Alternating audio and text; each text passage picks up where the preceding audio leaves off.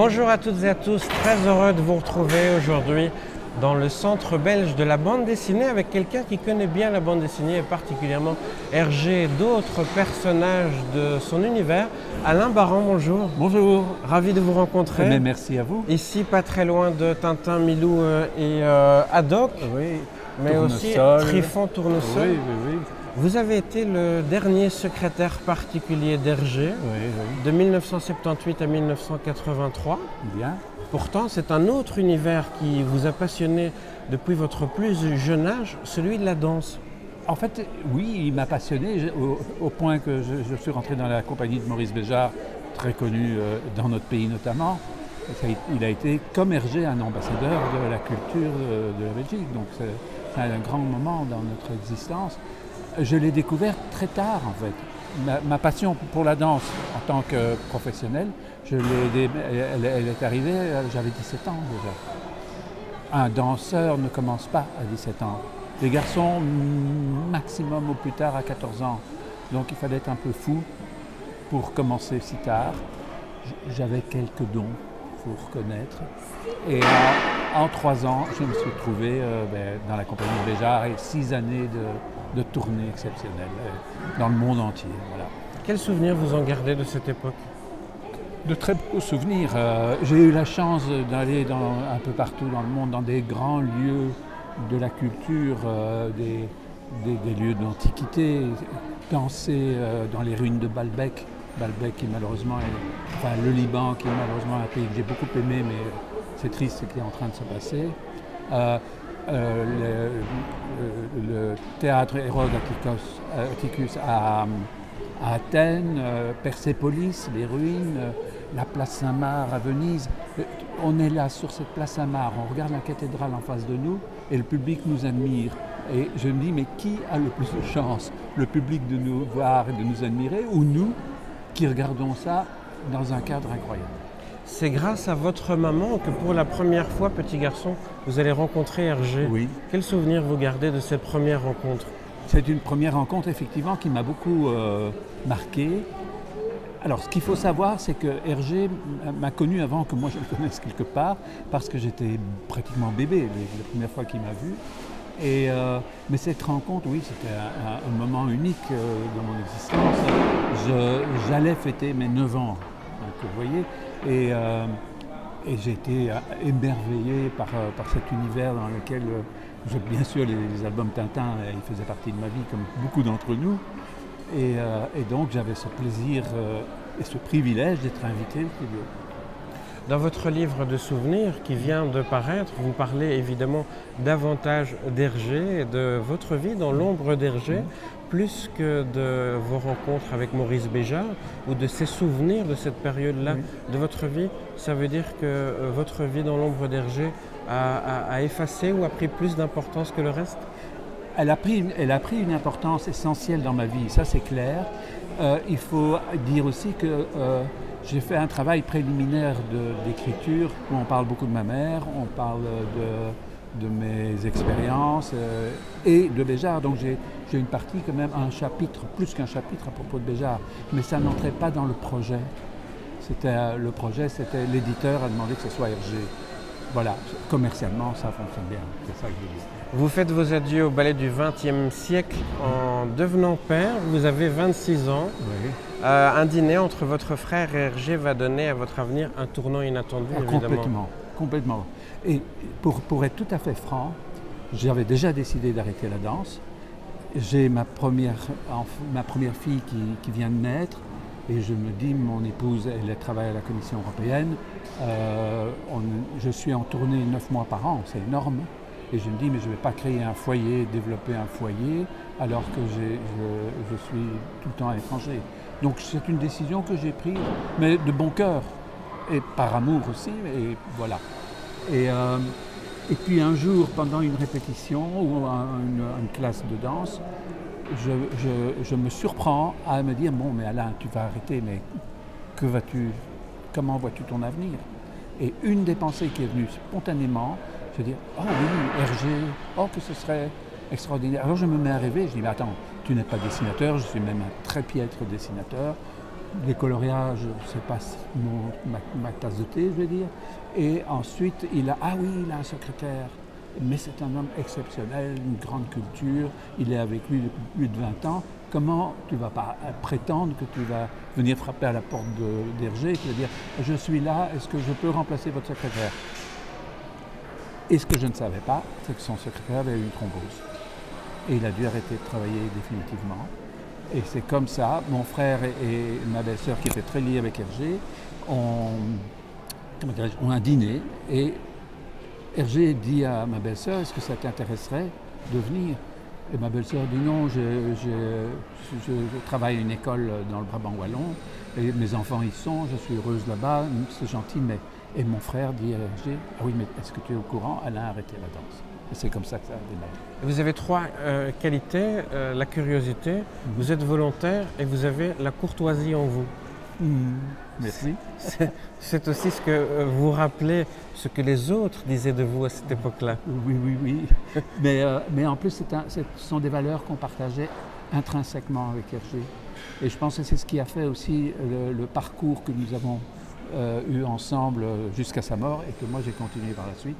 C'est le respect, c'est une forme d'humilité, de courtoisie toujours. Et par exemple, ce proverbe chinois qu'il adore et qui rejoint un peu le titre du livre, l'homme courtois évite de poser le pied sur sur l'ombre de son voisin. Et ce proverbe dit tout. Vous avez 26 ans, Hergé, lui, a 69 ans à l'époque. Je pense qu'il en a un peu plus. Attendez, laissez-moi réfléchir. Il est né en 1907, je rentre en 1918, 78, on est en Belgique. Donc il a 70... Il s'apprête à avoir 70 ans. Non, plus, 78. Il va avoir 71, voilà. Vos débuts n'ont pas été faciles à ses côtés. Ils ont été très... Oui. Je m'attendais, parce qu'il m'avait dit, tu verras, ça va être très simple, quelques courriers, etc., ça va être hyper simple. Et je m'attendais effectivement à devoir simplement remercier, merci pour l'intérêt, etc. Et donc, les débuts, très fièrement, je prépare des réponses pour lui. Et je me dis, waouh, je me débrouille bien, je dépose mes brouillons sur son bureau.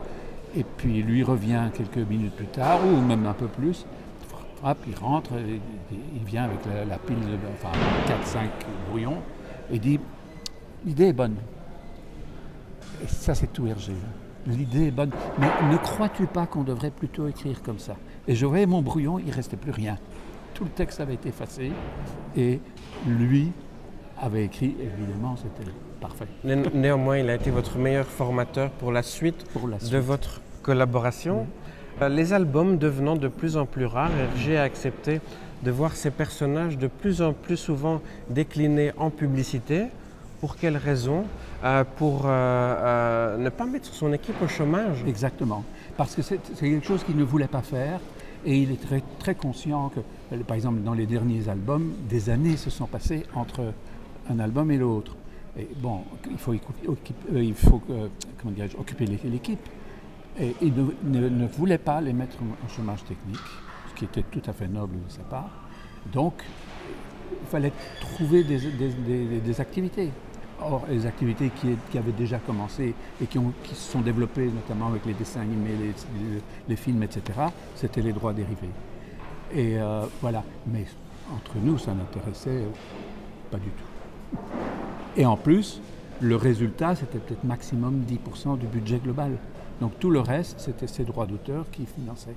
Donc vous voyez, ce n'était pas en soi quelque chose qui était voulu. Voilà. De son vivant, les droits d'auteur ne l'ont donc pas enrichi, puisqu'il servait, vous me le dites, à payer les salaires de ses collaborateurs. En partie. Parce qu'il avait quand même une vie confortable. Qui lui permettait d'acheter des œuvres d'art. Par exemple. Dans la deuxième partie de sa vie. Par exemple. En parlant d'œuvres d'art, un jour, Hergé vous annonce qu'il va relancer Tintin dans une nouvelle aventure, Tintin et l'Alf Art. On est 3 ans après les Picaros. Nous sommes à l'été 1978. Exact. Vous entrez dans la confidence. C'est un secret que vous allez garder précieusement pendant des années. Je vais le garder certainement au moins. Enfin, je vais le garder. Hergé va le garder aussi, je pense qu'il va commencer à le mentionner aux alentours des années 81-82, mais mentionné. Et il dit en gros, notamment dans sa toute dernière interview avec Benoît Peters, qui est très connu comme biographe, etc., qui a écrit Le Monde d'Hergé, dans cette interview, il dit « Voilà, je sais à peu près d'où je pars, je sais à peu près où je veux aller, comment ça va se développer entre-temps, je n'en sais rien. » Et on est là, fin 1982. Donc vous voyez, il a commencé en 78, fin 82, il est toujours un peu nulle part. Est-ce qu'il y croyait à cette nouvelle aventure? Oui. Parce qu'il fête les 50 ans de Tintin, il se disperse, il se repose, la maladie va entrer dans sa vie. Il ne dessine pas souvent sur cette aventure. Voilà, il dessine très peu. Donc elle devait se situer dans les milieux de l'art contemporain. Il se moquait un peu de lui-même, d'une certaine manière. Mais surtout, effectivement, les circonstances ne lui ont pas permis de vraiment s'y consacrer. Et donc, oui, ça a ralenti la visite de Chang aussi, qui est venue, les retrouvailles incroyables. C'était finalement plus important que le dernier album. Ah oui, alors, c'est ça que je voulais ajouter. Ces retrouvailles avec Chang. Ah oui, ça aussi. Non, mais ce que je voulais dire à propos de cette aventure, et il m'a dit, tu te rends compte, Alain, je retrouve l'énergie des premières aventures de Tintin où je le lance dans l'aventure. Parce que les derniers albums, il lance plus Tintin dans les albums.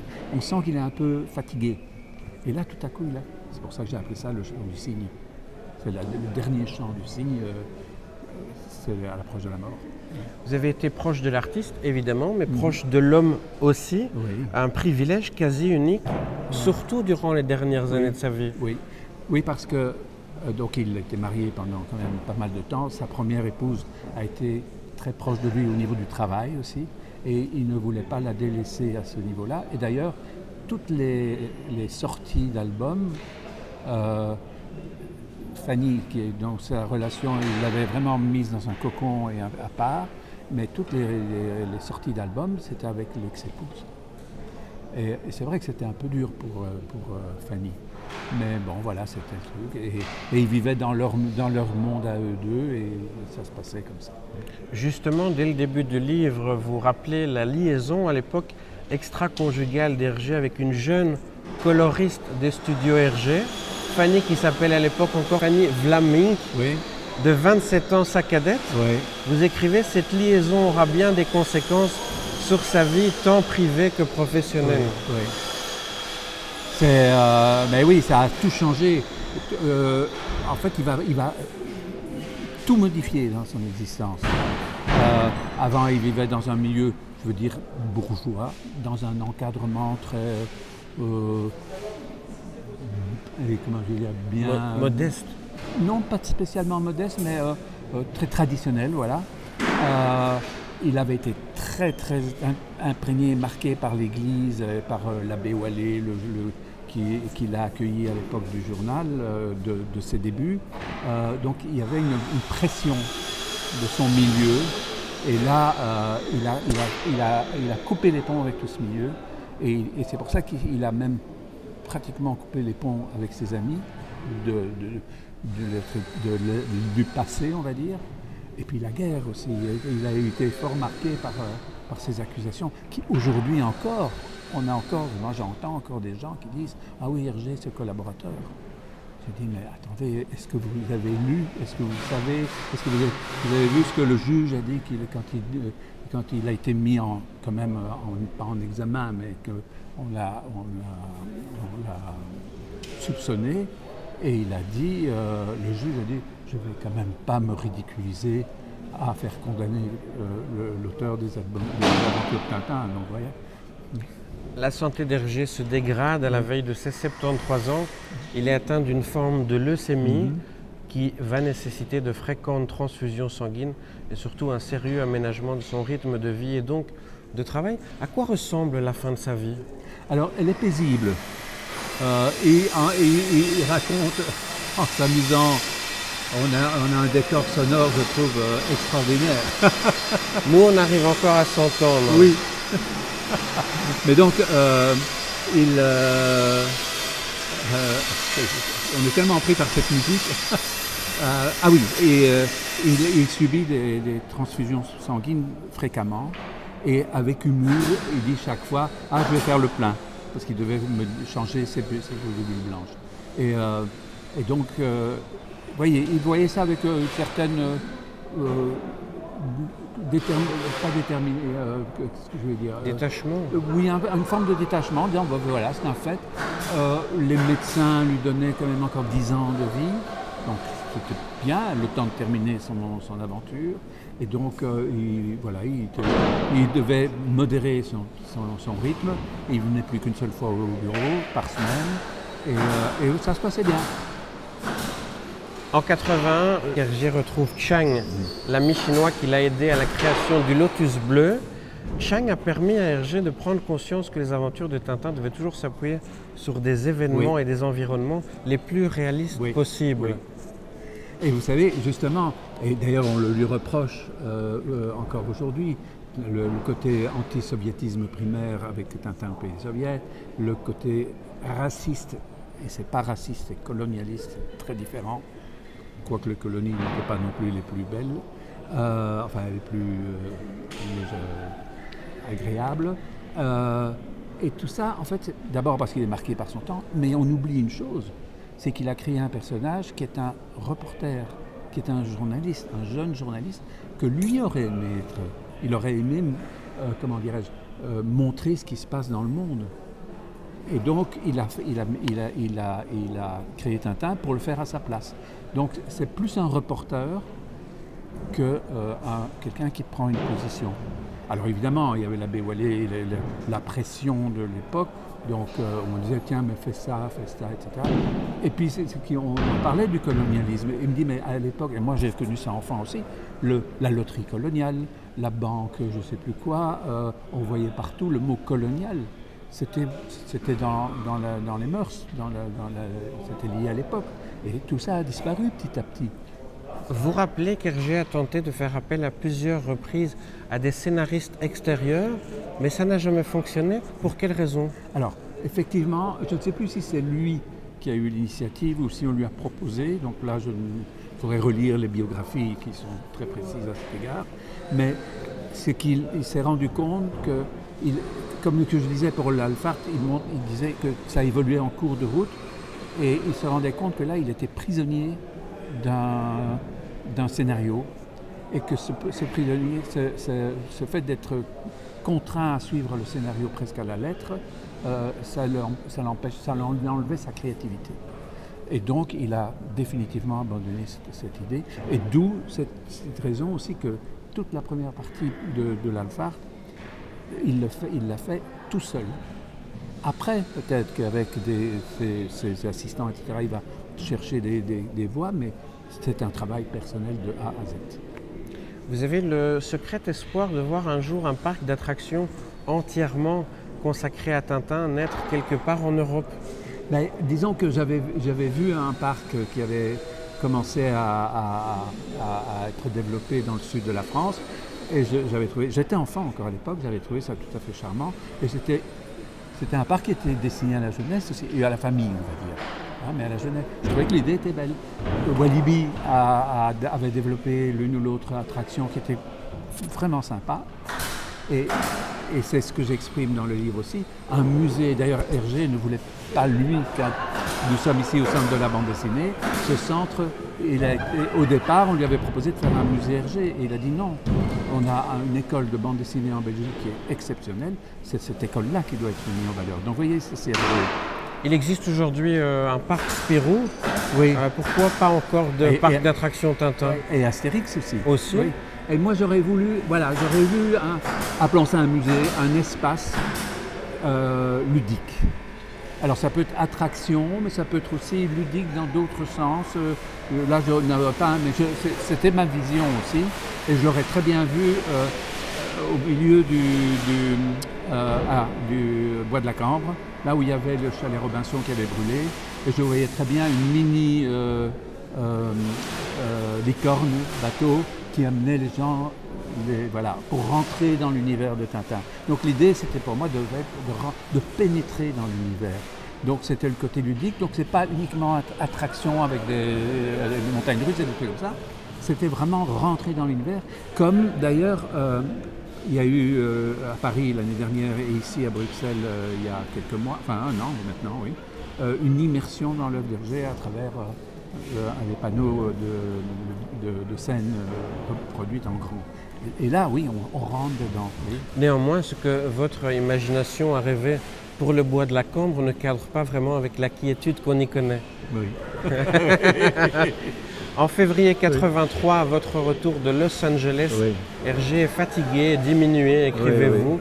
Il vous accueille à Zaventem, il Oui. conduit lui-même. Oui. Hergé a 75 ans, vous venez à peine de fêter votre Oui. 32e anniversaire. Quel regard vous portez finalement sur cet homme que vous admirez, que vous appréciez, mais dont la santé décline Oui. un peu plus chaque jour? Disons que la confiance règne puisqu'on nous a dit qu'il pourrait encore rester actif pendant plusieurs années. Moi, une des choses qui m'a le plus marqué dans notre relation, c'est qu'il y avait effectivement une grande différence d'âge. Il y a des moments où moi, j'avais en face de moi quelqu'un dont l'esprit me paraissait plus jeune que le mien. Et vous savez, ça c'est une belle leçon d'humilité aussi. Et il le faisait de manière, je veux dire, spontanée. Donc, et c'est pas qu'il gagatisait comme on dit. Non, il avait une manière d'être, une manière même de marcher, de penser, etc. Très, je veux dire, moi je me sentais parfois vieux face à lui. Hergé vous appelle mon fils. Oui. Vous avez été le fils qu'il aurait aimé avoir. Oui. C'est ce qu'il vous dit sur son lit d'hôpital en 1982. Oui. C'était un moment auquel je ne m'attendais absolument pas. Je savais, bon, on était très liés. Et comme c'est quelqu'un qui était extrêmement pudique, il n'aurait pas sorti ça à la légère, vous voyez. Et il me prend par surprise parce que je pense on va parler d'une fresque qui va être dans un métro ici. Et elle existe maintenant. À la station de métro Stockel, exactement. Très belle fresque. Il en a dessiné le projet. Et c'est Bob Demore qui est en train de l'exécuter, donc son principal assistant. Et donc je me dis, il va me demander où on en est, etc. Parce que lui, il est venu depuis quelques semaines. Eh bien oui, mais ça passe assez vite. Et après, il me fait cette déclaration. Et là, je dois dire que j'ai vraiment eu un choc parce que je dirais que c'était un non-dit dans l'attitude de la relation, mais le fait qu'il exprime, je dis, lui qui a une certaine réserve qui est très pudique, ça m'a frappé et qu'il le fait à un moment aussi, il était en danger. Et là, j'ai eu... oui, c'était... Dans la nuit du 3 au 4 mars 1983, Hergé décède. Comment avez-vous vécu cette annonce et les heures qui ont suivi? Oui. Bon, on s'y attendait parce qu'il était déjà... Là, maintenant, c'était la deuxième fois qu'il est entré en clinique et il est rentré très vite dans le coma. Donc, l'issue était connue. Fanny ne voulait pas de trop de monde. C'était son droit, évidemment. Mais moi, je devais aussi rester extrêmement discret sur ce qui se passait, sachant la situation. Mais elle m'avait dit, on n'en parle pas. Vis-à-vis du public, etc., c'était pas difficile parce que ça faisait déjà des années presque que j'écrivais en son nom pour Hergé absent, etc. Pour les membres du studio, ça a été beaucoup plus dur. Parce qu'ils étaient tous très proches, eux aussi, ils étaient un peu les enfants d'Hergé. Hein. La plupart étaient là depuis 15-20 ans. Donc oui, c'était difficile. Et ce qui a été surtout un grand choc, c'est que j'accompagne Fanny pour les formalités. On rentre, je la dépose chez elle, elle me dit viens, reste déjeuner. Je dis non, je vais au studio parce qu'il faut quand même qu'on voit ça ensemble avec les membres de l'équipe. Et là, vous avez été mal reçu, il aurait peut-être fallu rester dîner avec Fanny. Oui. La seule chose, c'est que je suis arrivé, je suis dit qu'est-ce qui se passe ici? Le bureau était envahi. Et je ne reproche pas aux journalistes d'être là, ils font leur métier. Mais vous reprochez aux collaborateurs de les avoir laissés entrer? Disons que j'ai été assez déçu qu'on n'ait pas respecté une forme de deuil et que surtout on allait nous faire un communiqué pour annoncer. Et je me suis rendu compte qu'il y avait eu une fuite à l'hôpital. Ça aussi a été organisé par un attaché de presse bruxellois? Non, c'était l'attaché de presse de Casterman, André Gillin, et qui d'ailleurs plus tard, je pense, c'est bien, parce que lui, je l'ai vertement fait sortir aussi. Et je pense qu'il s'est bien rattrapé après parce qu'il est devenu secrétaire de rédaction, ou en tout cas non, rédacteur du Pan. Et le Pan m'a égratigné à maintes reprises. Fanny est propulsée à la tête de l'après-Hergé Oui. sans y avoir été préparée. Oui. Parce que justement, Hergé et elle avaient très peu de conversations à propos de son œuvre, de son C'était travail. l'épouse d'eux. Hein. C'est ça. Alors voilà, la première épouse a été l'épouse d'Hergé, la deuxième a été l'épouse de Georges Remy. Et ensemble, ils ont entré dans un tout autre univers. Et Hergé, je le sais, parce que je veux dire, j'ai passé aussi beaucoup de temps chez eux, parce que comme ils ne venaient qu'une fois par semaine, il y avait, au studio, il y avait quand même d'autres choses qu'on devait voir ensemble, donc j'ai tout passé. Et dès qu'on commençait à parler, Fanny se retirait, parce que c'était autre chose. Lorsqu'il était avec Fanny Hergé, a de moins en moins envoyé Tintin sur les routes de l'aventure. Comment l'analysez-vous? Je pense qu'effectivement, il a dit que pour lui, il avait devant lui une autre vie. Et donc, Tintin faisait partie de sa vie. Il a privilégié sa vie privée. Oui, exactement. Et c'est exactement ce qui s'est passé, puisque Tintin était son double quelque part, et il ne voulait plus être ce double-là. Donc, il a les quelques albums, on sent d'ailleurs les derniers albums, il y en a un ou deux où on dit ah oui, celui-là sont des sommets. D'accord. Mais Tintin n'est plus dans l'aventure. Et c'est pour ça que j'ai dit, quand il me dit, je sens que je vais le relancer dans une aventure classique comme à l'époque des premiers albums, j'ai dit waouh. Fanny a permis à Bob Demore de dessiner Tintin. Oui. Qu'en avez-vous pensé? J'étais malheureusement, je dis, totalement opposé. Et c'est un des plus grands regrets que j'ai dans toute cette expérience. Parce qu'on avait une grande amitié entre nous, il y avait une grande amitié entre nous, Bob et moi. Et pour moi, ça a été très dur de devoir être très ferme dans ma position. Et en plus, je me suis rendu compte après coup que sur un plan légal, on ne pouvait pas, un auteur, s'il n'est plus là, c'est lui qui décide.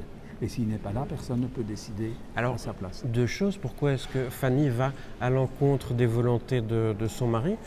Et pourquoi est-ce que Bob Demore accepte, sachant qu'Hergé y était opposé? Alors, ce que Bob a déclaré, alors que ça avait été publié même dans des livres, etc., des interviews, Bob, quand on lui a dit à propos de l'Alphart, très vite on l'a posé, est-ce que vous allez le terminer? Et il a dit, mais Hergé ne m'a rien dit. Et alors quand on lui a posé, mais est-ce que Hergé ne voulait pas voulait qu'on ne continue pas? Et lui, il a répondu, il ne me l'a jamais dit personnellement.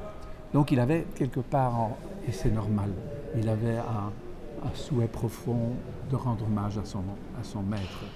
Il a quand même laissé son œuvre en second plan, au profit de son maître. Et ça aurait été le plus bel hommage de sa vie. Et je sais, j'en suis conscient, parce que c'est pas quelqu'un qui était vénal, qui cherchait à tout prix la gloire. Vous voyez, non, ça aurait été la touche finale de sa propre carrière. Et ça a été très dur, parce que moi je me suis battu pour non. Hergé a fait de Fanny sa seule héritière et légataire universelle, un choix que vous avez compris? Tout à fait naturel. Il me l'avait dit d'ailleurs aussi, que quand il disparaîtrait, Suzanne, mon épouse Suzanne, ah oui, Fanny aurait les clés des studios. Et donc, pour moi, c'était naturel en plus, vous voyez. Donc, et c'est pour ça que moi, je me suis aussi vertué juste après la mort d'Hergé, à amener Fanny au studio, parce que je dis, tu as une responsabilité et tu as un devoir. Et elle, ce qu'elle rêvait, c'était de rester chez elle, de lire ses livres sur la pensée hindoue, par exemple. Elle était très intéressée par tout cet univers. Et au départ, elle ne voulait absolument pas. Je lui ai dit, Fanny, c'est ton devoir. Ça n'a pas été facile. Hein. La suite de votre vie, comment l'avez-vous envisagée et à quoi ressemble-t-elle aujourd'hui? Alors, bon, donc on a tout un parcours avec Fanny, et puis ce parcours se termine à un certain moment.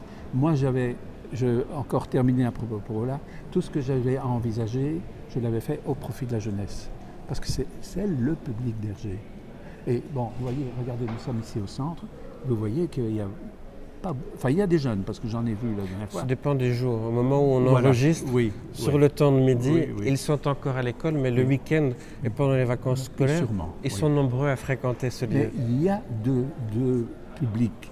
Ceux qui ont adoré Tintin, comme vous, comme moi, comme les gens, beaucoup de gens aujourd'hui aussi. Et il y a une place pour eux aussi.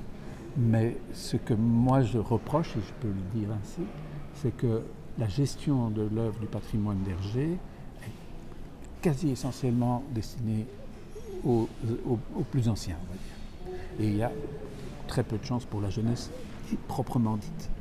Et c'est mon regret. Le musée, c'est ça. Et tout ce qu'on voit, les produits dérivés, etc. Toute la masse de publications, c'est pas pour les enfants. Et quand j'entends, j'ai été surpris d'apprendre il y a quelques jours, même quelques semaines, qu'il y a eu, depuis la mort d'Hergé, je crois qu'on en est à 652 publications diverses sur Hergé. Ces 652 sont tous destinés aux adultes. Ou peut-être certains pourraient encore intéresser certains jeunes. Il y a un des auteurs que j'aime beaucoup, c'est Albert Algout, qui a publié plusieurs ouvrages. Et là, lui rentre dans l'univers d'Hergé et il n'est pas en train de le copier ou de le déformer, il est en train d'être créatif tout en utilisant les ingrédients de l'univers. Et ça, je trouve fantastique. Voilà. Alors oui, après j'ai eu un moment difficile, me disant, mon Dieu, comment je vais orienter ma vie. Et puis un jour, avec un ami qui devait déménager, on a ouvert les portes d'un endroit au Sablon, qui avait été un ancien petit théâtre dirigé par, j'ai oublié son nom, qui a été directeur du National après, Van Kessel. Et j'ai eu un choc. Et je me dis, mon avenir, il est là. Vous voyez, je réagis beaucoup à l'instinct, au ressenti. À l'instinct, au ressenti. Et comme disait ma mère, je réagis beaucoup aux signes que la vie m'envoie et je les sens, ces signes. Et je le sais tout de suite. Et je savais aussi que financièrement, j'ai créé un café-théâtre pour des jeunes artistes qui devaient faire leur première scène, etc. Je savais que ça allait être ruineux. Et j'ai été ruiné. J'ai eu un incendie et ça m'a mis par terre. Mais j'ai eu 10 ans fabuleux. Et après, j'ai rencontré ma seconde épouse et j'ai travaillé avec elle. Je l'ai aidée dans son métier, moi pour tout ce qui était gestion. Et ça nous a amenés en Inde, ça nous a amenés partout. Quoi. Voilà. J'étais ravi de vous rencontrer moi aussi aujourd'hui oui. Avec les personnages créés par Hergé, pas très loin de nous. Oui. C'est important. Et ce livre est passionnant. Félicitations. C'est gentil, pour ce partage que vous offrez aux lecteurs qui se le procurent. Merci à vous de nous suivre avec toujours beaucoup d'attention et de plaisir, de gentillesse dans les messages que vous nous laissez. À bientôt.